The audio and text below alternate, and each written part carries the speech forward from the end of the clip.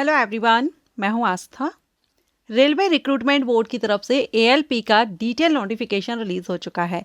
आप सभी जानते हैं शॉर्ट नोटिस तो काफ़ी टाइम पहले रिलीज हो गया था, लेकिन अब यहां पर इसका डिटेल नोटिफिकेशन आ चुका है असिस्टेंट लोको पायलट के लिए। तो जो भी कैंडिडेट 10th पास हैं, आईटीआई होल्डर्स हैं या जिन्होंने अप्रेंटिसशिप की हुई है, उन सभी कैंडिडेट के लिए ये अपॉर्चुनिटी है असिस्टेंट लोको पायलट की, जिसमें अच्छी वैकेंसी है। 11,127 टोटल पद हैं जिनके लिए नोटिफिकेशन आउट हुआ है। सबसे पहले इंपॉर्टेंट डेट देखेंगे तो ऑनलाइन एप्लीकेशन 15 मई 2026 से स्टार्ट हो चुके हैं। मींस आज से ऑनलाइन एप्लीकेशन स्टार्ट हो चुके हैं। अप्लाई लिंक भी एक्टिव हो चुकी है एंड इसकी लास्ट डेट रहेगी 14 जून 2026। 14 जून 2026 तक ऑनलाइन अप्लाई कर सकते हैं। अच्छा, ऑनलाइन अप्लाई के लिए आप सभी को लिंक, बहुत से कैंडिडेट हैं जिनको अप्लाई लिंक नहीं मिलती है, तो अप्लाई के लिए आप ऑफिशियल वेबसाइट पर जाएंगे, वहाँ भी आपको जानकारी मिल जाएगी, या फिर आप रेलवे की RRB apply.government.in ये वेबसाइट है, आप वहाँ पर जाकर के अप्लाई कर सकते हैं। 15 मई से लेकर 14 जून तक आवेदन चलेंगे और यहाँ आपका लास्ट डेट एप्लीकेशन फ़ी की 16 जून रखी गई है। करेक्शन विंडो 17 जून से 26 जून तक ओपन रहेंगे। बहुत से कैंडिडेट के फॉर्म में मिस्टेक हो जाती है, उसको आप करेक्ट करना चाहते हैं तो ये डेट याद रखिएगा। 17 जून से लेकर 26 जून तक आप करेक्शन कर सकेंगे, इसके बाद आप करेक्शन नहीं कर सकेंगे। टोटल नंबर ऑफ वैकेंसी 11,127 हैं। असिस्टेंट लोको पायलट की पोस्ट है। 18 से 30 एज रखी गई है अनरिजर्व कैंडिडेट के लिए, जो कि 1 जुलाई 2026 से काउंट की जाएगी। मेडिकल स्टैंडर्ड A1 होना चाहिए। अब जो कैंडिडेट असिस्टेंट लोको पायलट के बारे में जानना चाहते हैं डिटेल में, आपकी जॉब किस तरह की रहती है, किस तरह की ड्यूटी आपको देनी होती है, या A1 मेडिकल स्टैंडर्ड क्या होता है, तो इन दोनों पर मैंने वीडियो अपलोड किया है। आई बटन पर आपको वीडियो लिंक मिल जाएगी, तो आप उसको विजिट कर लीजिएगा। लेवल 2 से सैलरी रहती है। बेसिक पे आपका 19,900 रहेगा, प्लस अलाउंसेस इसमें ऐड होते हैं। अलाउंसेस आपको अच्छे खासे मिलते हैं। आप सभी जानते हैं रेलवे की तरफ से आपको कितनी फैसिलिटीज़ दी जाती हैं। इंडियन सिटीजन आवेदन कर सकते हैं, किसी भी स्टेट से हो, आप अपने जोन से अप्लाई कर सकते हैं। एज लिमिट हमने देख ही ली है अनरिजर्व कैंडिडेट के लिए, लेकिन अगर आप रिजर्व कैटेगरी से बिलोंग करते हैं तो अभी आप चार्ट देख रहे हैं स्क्रीन पर। SC ST कैंडिडेट हैं तो 5 साल की छूट, यानी कि 35 ईयर तक आप अप्लाई कर सकते हैं। OBC NCL 33 ईयर तक अप्लाई कर सकते हैं। एक्स सर्विसमैन को उनकी कैटेगरी के अकॉर्डिंग 3, 6 और 8 साल का रिलैक्सेशन है। इसी तरह से कुछ अदर कैटेगरीज भी यहाँ पर मेंशन की गई हैं। इनमें से किसी भी कैटेगरी को आप बिलोंग कर रहे हैं तो आपको एज में रिलैक्सेशन मिल जाएगा।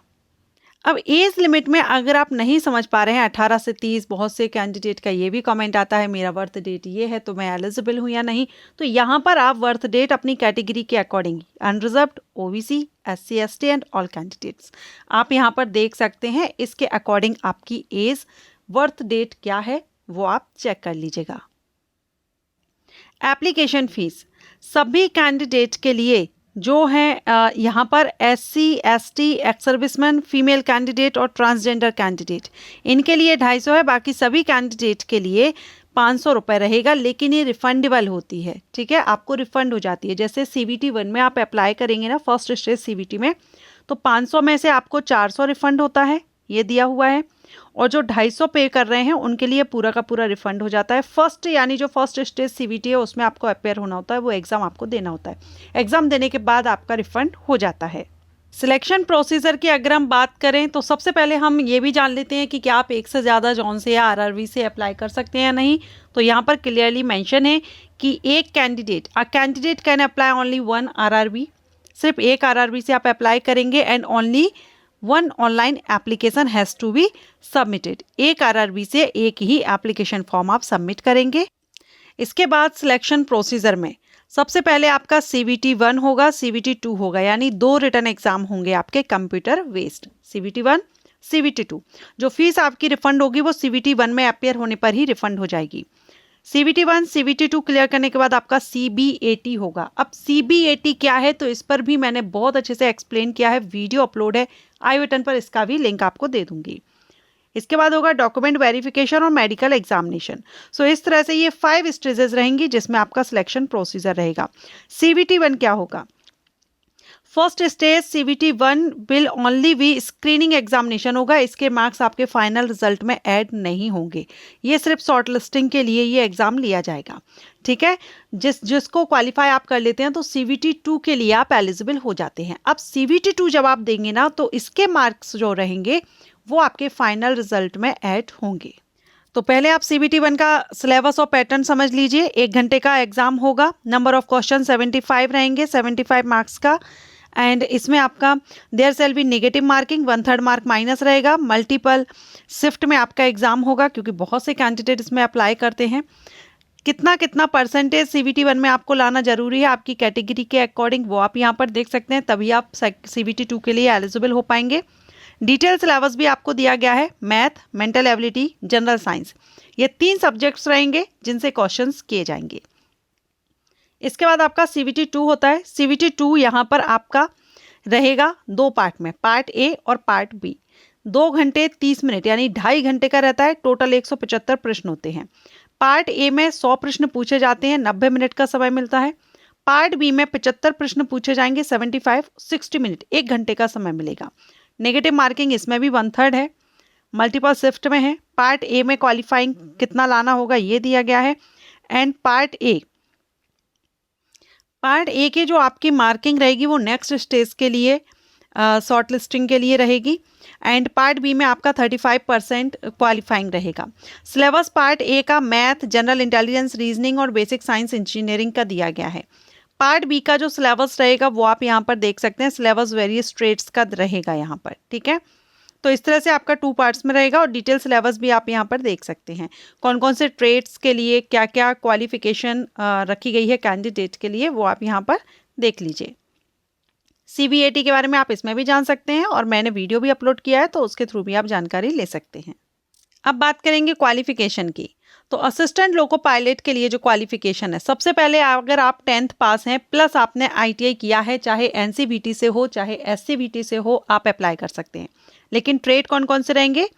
Fitter, electrician, instrument, mechanic, millwright, maintenance mechanic, mechanic radio and TV, electronics mechanic, mechanic motor vehicle, wireman, tractor, mechanic armature, call winder, mechanic diesel, heat engine, Turner, machinist, refrigeration and air conditioning machine, ये रहेगा। या फिर आपने 10th किया है और complete act apprenticeship ली हुई है, मेंशन जो भी यहाँ पर ट्रेड मेंशन है इनमें, तो भी आप एलिजिबल हैं। या आपने 10th किया और 3 साल का डिप्लोमा अगर आपने mechanical, electrical, electronics, automobile engineering में किया है तो भी आप एलिजिबल हैं।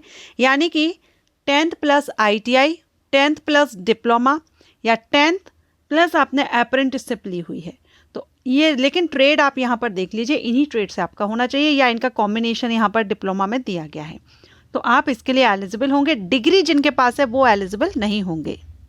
अब जोन वाइज वैकेंसी डिटेल आप यहाँ पर डिटेल चार्ट दिया गया है, तो देख सकते हैं कहाँ पर कितनी वैकेंसी हैं।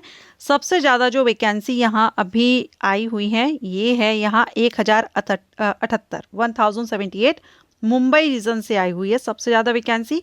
उसके बाद है 824 सिकंदराबाद से है, 600 सिलीगुड़ी में है, तो आप जहाँ से भी अप्लाई करना चाह रहे हैं। 676 गुवाहाटी से है, 801 भुवनेश्वर में है एंड 600 अजमेर, तो आप यहाँ पर चेकआउट कर लीजिएगा। भोपाल में 423 वैकेंसी है। बहुत ही अच्छी अपॉर्चुनिटी है। ALP का काफ़ी कैंडिडेट वेट कर रहे थे, फाइनली एप्लीकेशन स्टार्ट हो चुके हैं। जल्द से जल्द अप्लाई कर दीजिए क्योंकि बहुत से कैंडिडेट इसमें अप्लाई करते हैं। जितना जल्दी हो सके उतने जल्दी आप इसमें आवेदन कर दीजिए। Thank you.